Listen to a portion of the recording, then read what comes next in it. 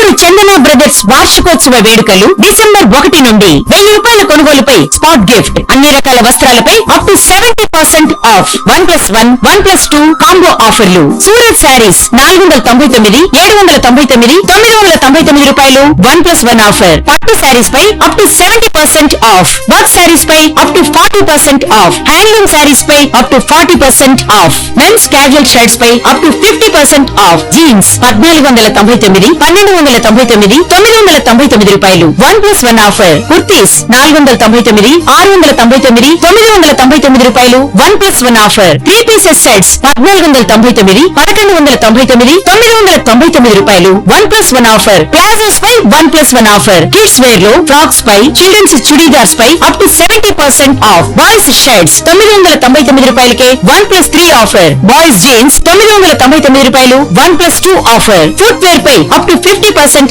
Of. 1 gram jewellery పై up to 50% off. విచ్చేయండి Chandana brothers, జిల్లా టవర్ సెంటర్, గుంటూరు.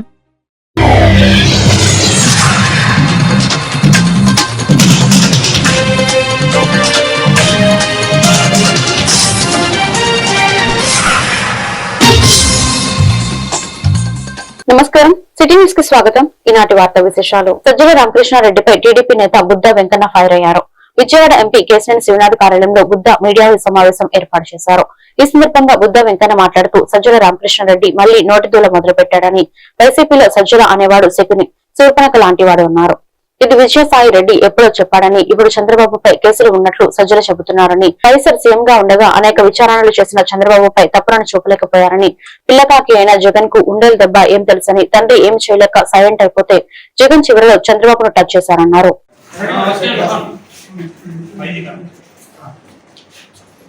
సజ్జల రామకృష్ణారెడ్డి అంటే రెడ్డి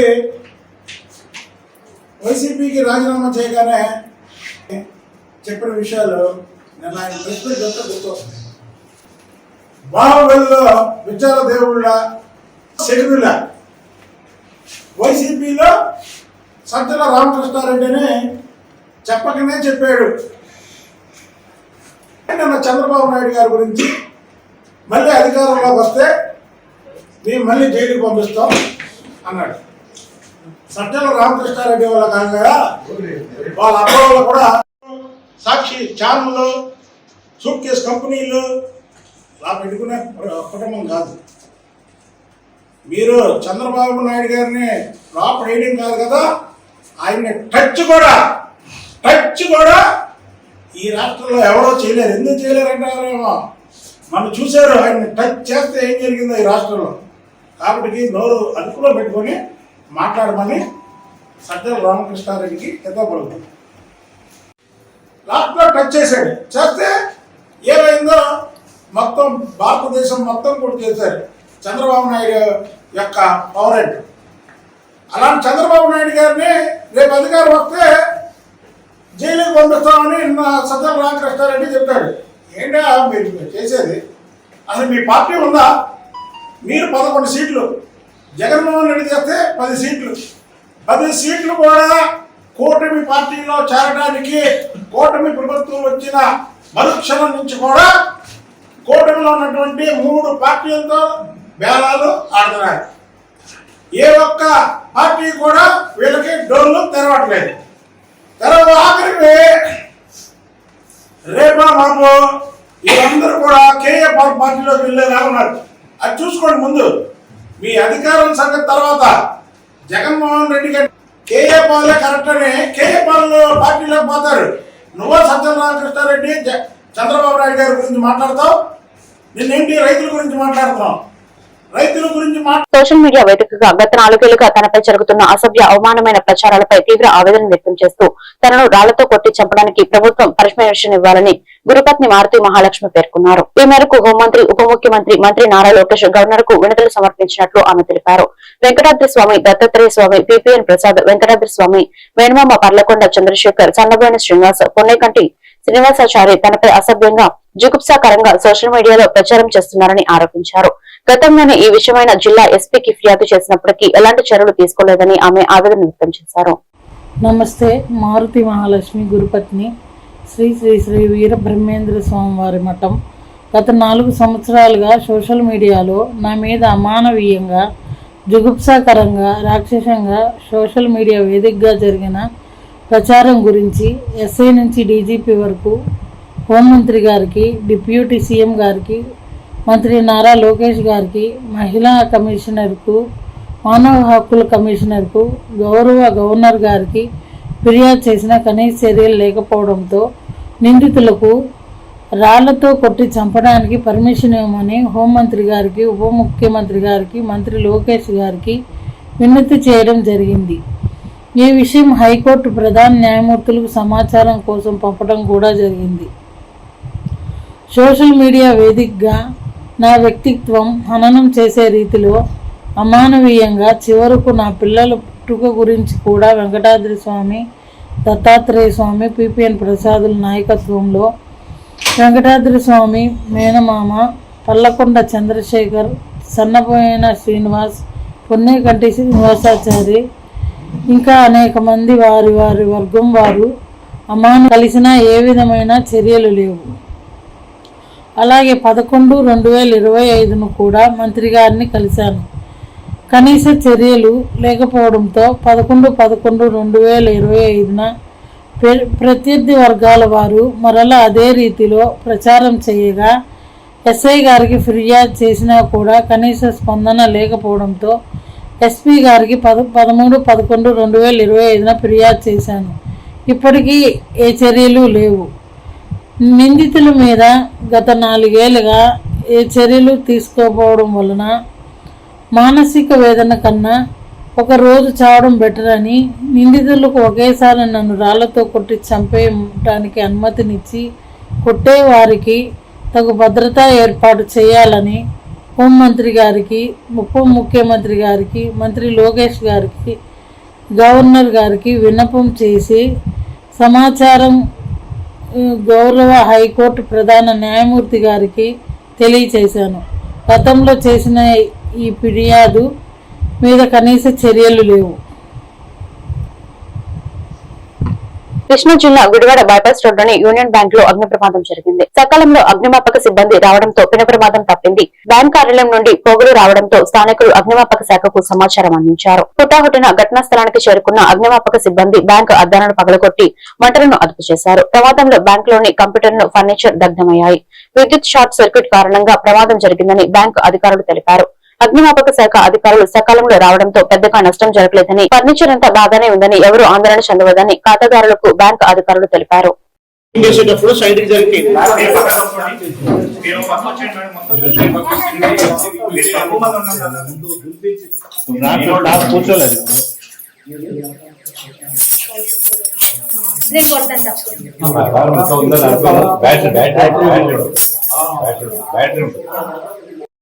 బయటకు వచ్చేయండి సార్.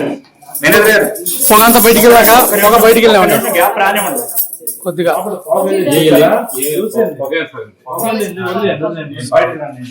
5 నిమిషాలు.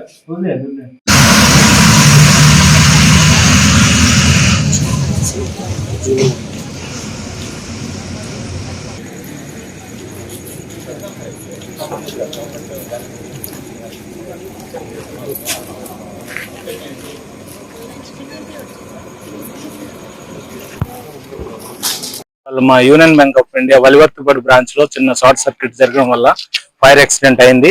ఇమీడియట్ గా ఇక్కడ మా ఎంటు వానరు plus local constable traffic police immediate react అయ్యేసి ఫైర్ స్టేషన్ కి ఫోన్ చేయడం వల్ల ఇమీడియట్ గా వాళ్ళు వచ్చి యాక్షన్ తీసుకుని ఇమీడియట్ గా చాలా డ్యామేజ్ నుంచి కాపాడారు. ఇప్పుడు బ్రాంచ్ లో నా ఇష్యూస్ ఏట్లేదు, జస్ట్ ఫైర్ అయింది కానీ అన్ని items, equipments, everything is safe, nothing to worry. So timely వచ్చినందుకు మా ఫైర్ స్టేషన్ వాళ్ళకి, తర్వాత మా లోకల్ బ్రాంచ్ అందరూ అలర్ట్ అయ్యి మొత్తం లోకల్ బ్రాంచ్ అందరూ ఒకేసారి వచ్చి అందరూ హెల్ప్ చేసిన వల్ల అంతా సేవ్ అయింది. నా వైజ్ ఉంది. మేము కూడా మచిలీపట్నం నుంచి వచ్చాము, ఇప్పుడు వచ్చాము, అంతా సేఫ్ ఉంది, నథింగ్ టు వరీ. ఉన్నారు.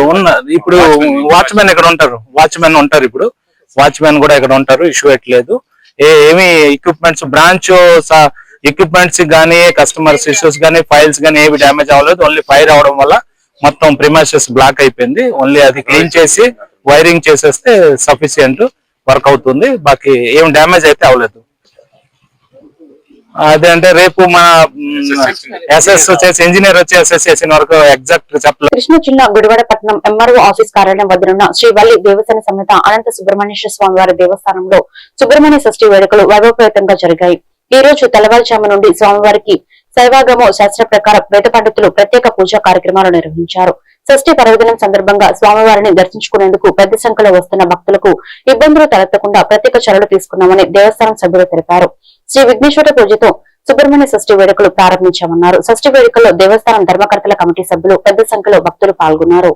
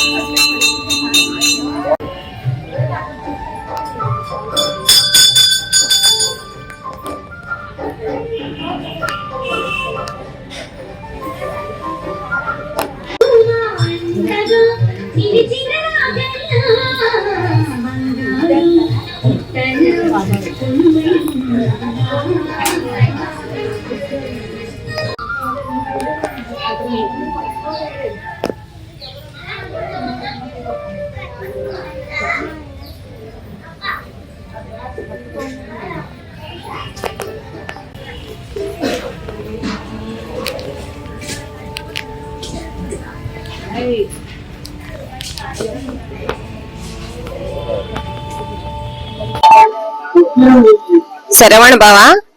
ఓం నమ శివాయ. ఈ రోజు సుబ్రహ్మణ్య స్వామి వారి కళ్యాణం షష్ఠి కార్యక్రమం అన్నదానం కార్యక్రమం జరుగుతుందండి. భక్తులందరూ తమరు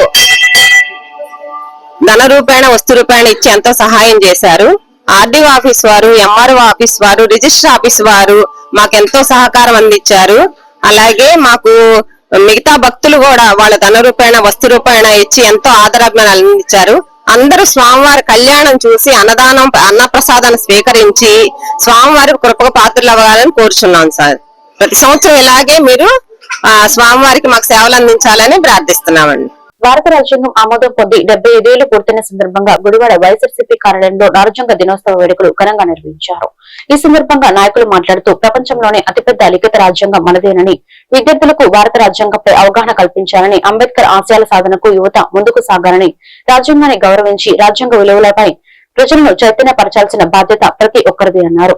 మాజీ ముఖ్యమంత్రి జగన్మోహన్ రెడ్డి ఆధ్వర్యంలో అంబేద్కర్ ఆశయ సాధనకు కృషి చేస్తామన్నారు. ఈ కార్యక్రమంలో వైకాపా ఎస్సీ విభాగ రాష్ట్ర అధికార ప్రతినిధి మెండా కిరణ్, ఎస్ఎస్ఎల్ అధ్యక్షులు మట్టా జాన్ విక్టర్ తదితరులు పాల్గొన్నారు.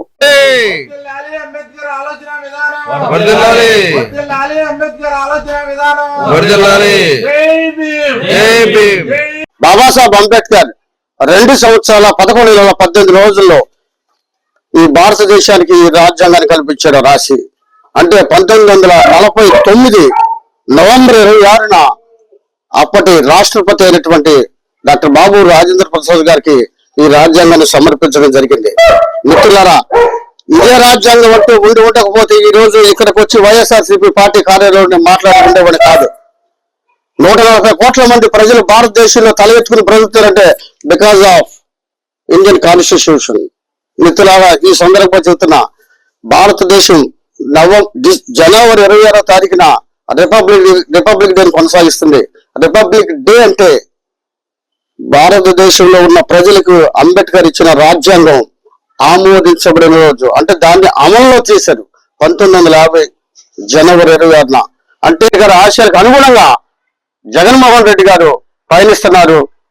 ఏదైతే ఒక వ్యక్తికి మినిమం రిక్వైర్మెంట్స్ ఉంటాయో, తినడానికి తిండి, ఉండడానికి ఇల్లు, కట్టుకోవడానికి బట్ట, ఈ 3 కాకుండా ప్రధానమైనది విద్య, వైద్యం. ఆ దిశగా 2019 నుంచి 24 వరకు జగన్మోహన్ రెడ్డి గారు చేశారు. అన్ఫార్చునేట్లీ 24 నుంచి మాకు అవకాశం లేదు. అయినప్పటికీ వెనకాలండే రిక్వైర్మెంట్స్ ఏవైతే కావాలో అవన్నీ అందించాల్సిందని ప్రతిపక్షం నుండి మేము పోరాడుతున్నాం. ఉదాహరణకు మీరు తీసుకుంటే ఈ మెడికల్ కాలేజీలు, పేదవాడికి మెడికల్ కాలేజీ యొక్క ఉద్దేశం ఏంటనేది ఎప్పుడో చెప్పాము, మళ్ళా ఇప్పుడు చెప్తున్నా. ఇప్పుడు రాష్ట్ర ప్రభుత్వం ఏదైతే ఉందో PPP అనే పద్ధతిలో కూటమి ప్రభుత్వం తీసుకెళ్తుంది. వాళ్ళ యొక్క కూటమి కోటరీకి ఎవరైతే అనువులుగా ఉన్నారో వాళ్ళకి ప్రైవేట్ పరం చేసి కొన్ని వేల కోట్లు కట్టబెడుతుంది. ఒకటి మాత్రం గుర్తుపెట్టుకోవాలి, ఈ ప్రభుత్వం ఇది ప్రజల సొమ్ము. ప్రజల సొమ్ము ప్రజలకే దక్కాలి. ప్రజలకే దక్కాలంటే ఉచితంగా వైద్యం అందాలి, ఉచితంగా విద్యను అందాలి. ఇవన్నీ మినిమం రిక్వైర్మెంట్స్ ఇవన్నీ ఉంటేనే మేము ఆర్థికంగా, సామాజికంగా, రాజకీయంగా ముందుకెళ్తాం. జగన్మోహన్ రెడ్డి గారి ఉద్దేశం కూడా అదే. కృష్ణా జిల్లా గుడివాడ రూరల్ మండలం పన్నాస గ్రామంలో వెంచేసి ఉన్న శ్రీ వల్లి దేవసేన సమేత శ్రీ నాగసుబ్రహ్మణ్యేశ్వర స్వామివారి షష్ఠి వేడుకల్లో ఎమ్మెల్యే వెనిగండ్ల రాము కుటుంబ నాయకులు పాల్గొని ప్రత్యేక పూజలు నిర్వహించారు. ఎంతో వైభవంగా జరుగుతున్న స్వామివారి షష్ఠి వేడుకలు భక్తులందరూ సంతోషంగా జరుపుకోవాలని ఆకాంక్షించారు. ప్రజలందరిపై స్వామివారి దీవెనలు, కరుణా కటాక్షాలు ఉండాలని స్వామివారిని ప్రార్థించినట్లు ఎమ్మెల్యే రాము చెప్పారు. ఈ కార్యక్రమంలో AP state where housing corporation chairman రావి వెంకటేశ్వరరావు, గుడివాడ జనసేన ఇన్ఛార్జ్ బొరగడి శ్రీకాంత్ పెద్ద సంఖ్యలో భక్తులు పాల్గొన్నారు.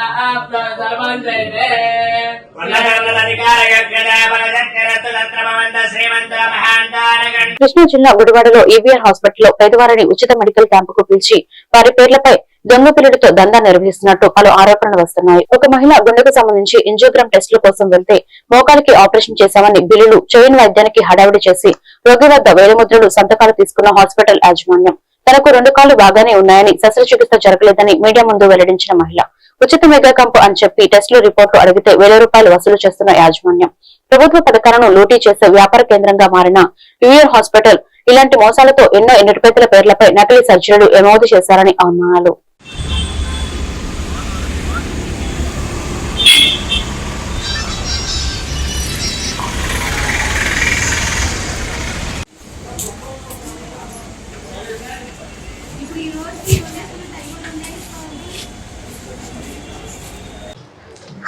నా పేరు శంకర్రావు, యాళ్ళ శంకర్రావు. మా ఆవిడ పేరు యాళ్ళ సావిత్రి. మా ఈవీఆర్ హాస్పిటల్కి ఆరోగ్య రీత్యా హార్ట్ ప్రాబ్లం ఉందని చెప్పి ఎంజోగ్రామ్ టెస్ట్ ఫ్రీ అని పబ్లిసిటీ చేశారు కాబట్టి మేము చేయించుకుందామని వెళ్ళామండి. వెళ్ళిన తర్వాత సాయంత్రం మేము వెళ్ళి డాక్టర్ గారిని కలిసాక 15వ తారీఖు డేట్ ఇచ్చారు. 15వ తారీఖు డేట్ ఇచ్చి 15వ తారీఖు చేయకుండా 17వ తారీఖు అన్నారు. 17వ తారీఖు వెళ్ళాం. 17వ తారీఖు వెళ్తేనేమో 2 రోజులు ఉండాలని చెప్పారు. దీనికంటే తర్వాత చెప్తానన్నారు, ఏం చెప్పలా. అలా 2 రోజులు అని చెప్పి 4 రోజులు ఉంచారు.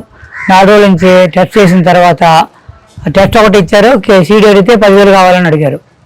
ఫ్రీ అని పెట్టి మళ్ళీ 10,000 ఆడడం ఎంతవరకు కరెక్ట్? చేతగానే ఒకటి పెడతాం మానేయాలిగా. అది అయిపోయింది. మేము ఎంజోగ్రామ్ టెస్ట్ కోసం వెళ్తే ఆవిడకి మోకాళ్ళకి ఆపరేషన్ చేసినట్టు ఫోటోలు తీసుకొని ట్యాబ్లెట్లు ఇచ్చి బాక్స్ ట్యాబ్లెట్లు ఇచ్చి ఆ బాక్స్ మళ్ళీ వాళ్ళే తీసుకొని డబ్బులు ఇచ్చినట్టు ఫోటో తీసుకొని వాళ్ళే తీసుకొని ఇంత డ్రామా ఆడారు. అసలు ఇది హాస్పిటల్ అని చెప్పుకుంటే అర్హత ఉందండి దీనికి? మేము తెలియక బొట్టలో పడిపోయాం అంతే. మేము ఏదో ఫ్రీగా పెట్టారు. మేము నన్ను బెడ్ మీద పడుకోబెట్టారు, ఒక క్లాత్ కప్పారు. కప్పి మోకాళ్ళకి ఆ క్లాత్ అనేది పక్కకు తీసేసి ఒక కొద్దిగా దూరం తీసుకొని దాని మీద కాళ్ళకి అలా ఇచ్చేసి దాని మీద ప్లాస్టర్ పెట్టి ఇంజక్షన్ చేసినట్టుగా మందులు గిందులన్నీ నా కాళ్ళు చుట్టూ పెట్టేసేసి ఒక అబ్బాయి వెనకట్ల పుస్తకం ఉంచుకున్నాడు. ఈయన ట్రీట్మెంట్ చేసినట్టుగా ఇంకొక అబ్బాయి ఇచ్చి ఫోటో తీశాడు.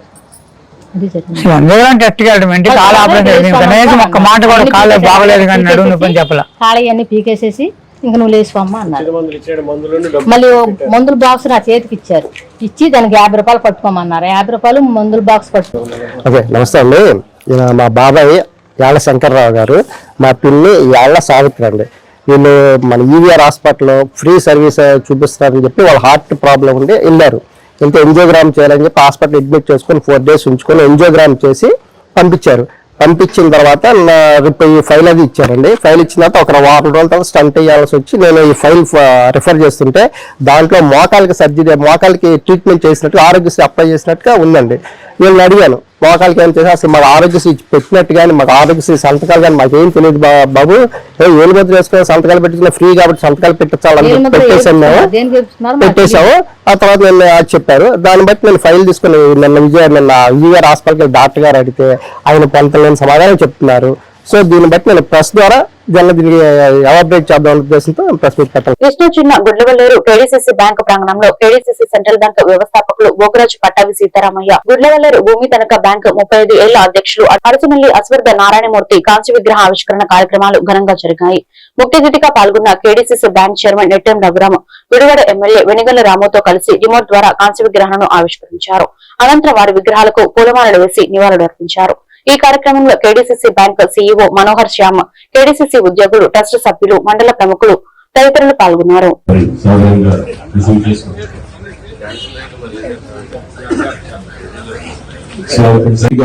గ్రామాభివృద్ధి తపస్వి, ప్రజల సంక్షేమానికి అంకిత.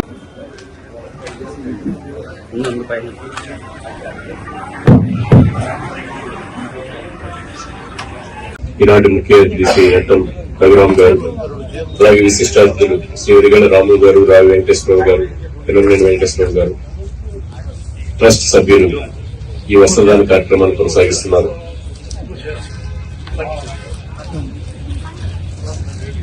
తర్వాత స్టూడెంట్స్ స్కాలర్షిప్స్ ఉన్నాయండి. విద్యార్థులు దయచేసి ముందుకు వచ్చిన SERM high school, V Eshwar Kumar SERM high school,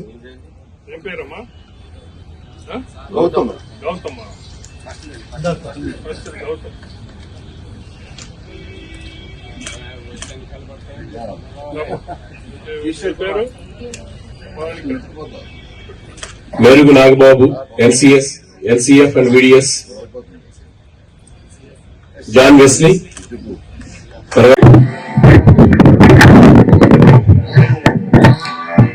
ఈరోజు డాక్టర్ బోగరాజు పట్టాభి సీతారామయ్య గారు మరియు అరసమల్లి అశ్వత్థ నారాయణ గారి విగ్రహావిష్కరణలో పాల్గొనడం చాలా ఆనందంగా ఉంది. మహానుభావులు ఎప్పుడు స్వయంగా మనకు ఒక థాట్ ప్రాసెస్ ఏమిటంటే, మనకి నగరాలు కానీ టౌన్స్ కానీ ఫార్వర్డ్ థింకింగ్ లో ఉంటే గ్రామాలన్నీ వెనకబడి ఉంటాయి. థాట్ ప్రాసెస్ లోనే ఒక ఇప్పటి నుంచో మనందరికీ ఉండే అపోహ. కానీ ఇప్పుడు చూసినా చిన్నప్పటి నుంచి చూసుకుంటే మన గతం అంతా గ్రామాల నుంచి అభివృద్ధి చెందిన వాళ్ళు కానీ గ్రామాల్లో ఉన్నంత ఫార్వర్డ్ థింకింగ్ ఇంకెక్కడ కనపడిన అవకాశం. ఇప్పుడు మనం చూస్తుంటే గొడవల్లేరు వినోదం బేసిక్గా నాకు చాలా గొప్పగా అనిపిస్తూ ఉంటుంది. ఇక్కడ అనేక మంది, ఎంతో మంది కలిసికట్టుగా గ్రామాభివృద్ధి కానీ మన గ్రామ అభివృద్ధి అయితే ఆటోమేటిక్ గా మిగతా మన వంతు సాయం మన దేశానికి చేసినట్లే గ్యారంటీగా. సో అలాంటి ఫార్వర్డ్ థింకింగ్ ఉన్న వ్యక్తులందరూ గుడ్లవల్లేరులో అత్యధిక మంది ఉండటం కూడా చాలా అదృష్టం. అందులో ప్రధానంగా మనం చెప్పుకోవాలి చాలా మంది ఉన్నారు. ఈరోజు విశిష్ట వ్యక్తి మన అశ్వత్థ నారాయణ గారు. ఆయన అంటే ఇక్కడంతా రైతుల అభ్యున్నతి కృషి చేస్తూనే, ఒకవైపు రైతుల అభ్యున్నతి కృషి చేస్తూనే ఇంకోవైపు టెక్నికల్ థింకింగ్ కూడా పెట్టుకోగలిగినటువంటి చాలా గొప్ప విషయం. టెక్నికల్ నాలెడ్జ్ కావాలి అని చెప్పేసి ఒక పాలిటెక్నిక్ సంస్థ స్థాపించడం కానీ, ఇంగ్లీష్ లో అవసరం కూడా గుర్తించి ఇంగ్లీష్ స్కూల్ స్థాపించడం కానీ, అంతేకాకుండా అనేక రకాలుగా ఈ అభివృద్ధిలోకి ఈ వార్తలు ఇంతటితో సమాప్తం. మరొక బిడ్డను మళ్ళీ కలుద్దాం. నమస్కారం.